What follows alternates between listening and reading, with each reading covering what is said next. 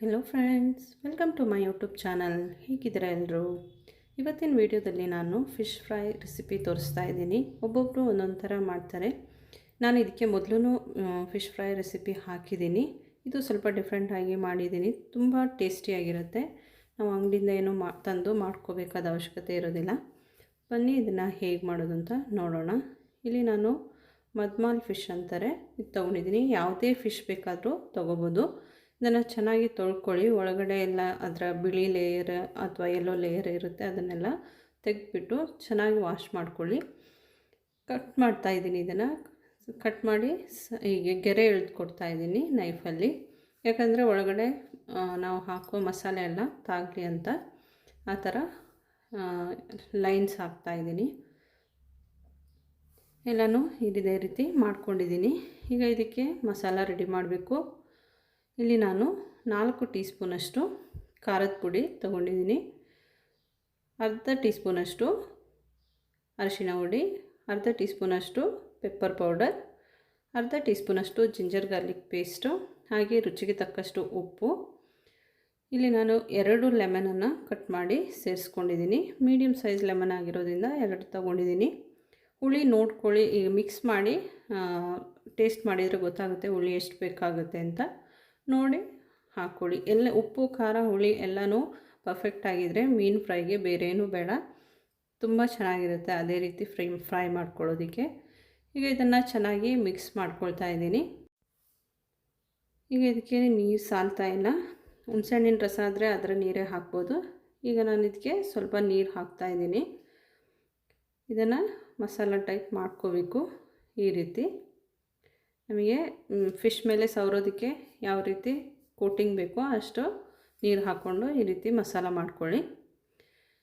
ಈಗ ನಾನು ಗಟ್ಟಿ ಅಂತ ಅನಿಸಿದರೆ ಸ್ವಲ್ಪ ನೀರು ಹಾಕ್ಕೊಂಡು ಮಾಡ್ಕೊಳ್ಳಿ. ಈಗ ನಾನು ಇದನ್ನು ಮೀನಿನ ಮೇಲೆ ಸವರ್ಕೊಳ್ತಾ ಇದ್ದೀನಿ. ಈ ರೀತಿ ಫುಲ್ ಕೋಟಿಂಗ್ ಆಗೋ ಥರ ಸ್ಪ್ರೆಡ್ ಮಾಡ್ಕೊಳ್ಳಿ ಮಸಾಲಾನ. ಒಳಗಡೆ ಹೊರಗಡೆ ಎಲ್ಲ ಚೆನ್ನಾಗಿ ಅದರ ಲೈನ್ಗೂ ಹಾಕ್ಕೊಳ್ಳಿ. ನಾವು ಗೆರೆ ಹಿಡ್ಕೊಂಡಿರ್ತೀವಲ್ಲ ಅದರ ಒಳಗಡೆಗೆಲ್ಲ ಆಗುವಾಗೆ ಹಾಕ್ಕೊಳ್ಳಿ.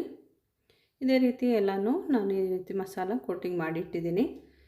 ಇದು 1 ಅವರ್ ಅಥವಾ 2 ಅವರ್ಸ್ ಎಲ್ಲ ಮ್ಯಾರಿನೇಟ್ ಆದರೆ ಚೆನ್ನಾಗಿರುತ್ತೆ. ಆವಾಗಿಂದ ಆವಾಗ ಫಿಶ್ ಫ್ರೈ ಮಾಡಿಕೊಂಡ್ರೆ ಏನೂ ಟೇಸ್ಟ್ ಇರೋದಿಲ್ಲ. ಅದಕ್ಕೆ ನಾನು ಇದನ್ನು ಸ್ವಲ್ಪ ಹೊತ್ತು ಮ್ಯಾರಿನೇಟ್ ಮಾಡ್ತಾಯಿದ್ದೀನಿ. ಈಗ 1 ಗಂಟೆ ನಂತರ ನಾನು ಇದನ್ನು ಫ್ರೈ ಮಾಡ್ತಾಯಿದ್ದೀನಿ. ಇದಕ್ಕೆ ಕೊಬ್ಬರಿ ಎಣ್ಣೆ ತೊಗೊಂಡಿದ್ದೀನಿ. ಕೊಬ್ಬರಿ ಎಣ್ಣೆ ತುಂಬ ಚೆನ್ನಾಗಿರುತ್ತೆ ಫಿಶ್ ಫ್ರೈ ಮಾಡೋದಕ್ಕೆ. ಎಣ್ಣೆ ಬಿಸಿಯಾಗಿದೆ, ಒಂದೊಂದಾಗಿ ಹಾಕ್ತಾಯಿದ್ದೀನಿ. ಈ ರೀತಿ ಫ್ರೈ ಮಾಡ್ಕೊಳ್ಳಿ.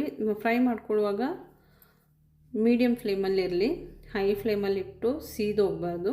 ಒಳಗಡೆ ಬೇಯಬೇಕು, ಹಾಗೆ ಫ್ರೈ ಆಗಬೇಕು ಹೊರಗಡೆ. ಅದಕ್ಕೆ ಮೀಡಿಯಮ್ ಫ್ಲೇಮಲ್ಲಿಟ್ಟು ಇದನ್ನು ಫ್ರೈ ಮಾಡ್ಕೊಳ್ಳಿ. ಒಂದು ಸೈಡ್ಗೆ 3 ಮಿನಿಟ್ಸ್ ಆದರೂ ಬೇಕಾಗುತ್ತೆ. ಇದನ್ನು ಟರ್ನ್ ಮಾಡ್ತಾಯಿದ್ದೀನಿ. ಒಂದು ಕಡೆ ಫ್ರೈ ಆದ ಕೂಡಲೇ ಇನ್ನೊಂದು ಕಡೆ ಫ್ರೈ ಮಾಡಬೇಕು. ಅದಕ್ಕೆ ಟರ್ನ್ ಮಾಡ್ತಾಯಿದ್ದೀನಿ. ಈ ರೀತಿ ಟರ್ನ್ ಮಾಡ್ಕೊಳ್ಳಿ. ಇನ್ನೊಂದು ಬದಿ ಕೂಡ 2 to 3 ಮಿನಿಟ್ಸ್ ಫ್ರೈ ಮಾಡ್ಕೋಬೇಕು. ಈಗ ಈ ಸೈಡ್ಗೆ ಎಣ್ಣೆ ಸಾಕಾಗೋದಿಲ್ಲ, ಸೈಡಿಂದ ಎಣ್ಣೆ ಹಾಕ್ಕೊಳ್ಬೇಕು.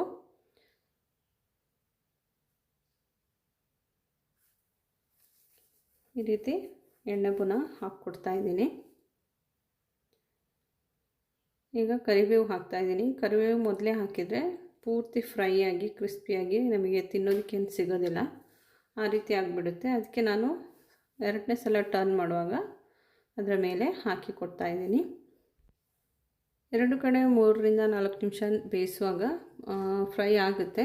ಆದರೆ ಸ್ವಲ್ಪ ಜಾಸ್ತಿ ಫ್ರೈ ಆಗಬೇಕು ಅಂದರೆ ಇನ್ನೊಂದು ಸಲನೂ ಟರ್ನ್ ಮಾಡಿದರೆ ಚೆನ್ನಾಗಿ ಫ್ರೈ ಆಗುತ್ತೆ. 2 ಕಡೆನೂ 2 ಸಲ ಫ್ರೈ ಮಾಡಿ ತೆಗೀರಿ. 2ನೇ ಸಲ ಫ್ರೈ ಮಾಡುವಾಗ 1 ನಿಮಿಷ ಇಟ್ಟರೆ ಸಾಕಾಗುತ್ತೆ. ಈಗ ಇದನ್ನು ಆಫ್ ಮಾಡ್ತಾಯಿದ್ದೀನಿ. ತುಂಬಾ ಟೇಸ್ಟಿಯಾಗಿರುವಂಥ ಫಿಶ್ ಫ್ರೈ ರೆಡಿಯಾಗಿದೆ. ನೀವು ಇದನ್ನು ಟ್ರೈ ಮಾಡಿ. ವಿಡಿಯೋ ಇಷ್ಟ ಆದರೆ ಲೈಕ್, ಶೇರ್, ಕಮೆಂಟ್ ಮಾಡಿ. ಹಾಗೆ ಇದುವರೆಗೆ ನನ್ನ ಚಾನಲ್ ಸಬ್ಸ್ಕ್ರೈಬ್ ಮಾಡದೆ ನೋಡ್ತಾ ಇದ್ದರೆ ಸಬ್ಸ್ಕ್ರೈಬ್ ಮಾಡಿ, ನನಗೆ ಸಪೋರ್ಟ್ ಮಾಡಿ. Thank you for watching.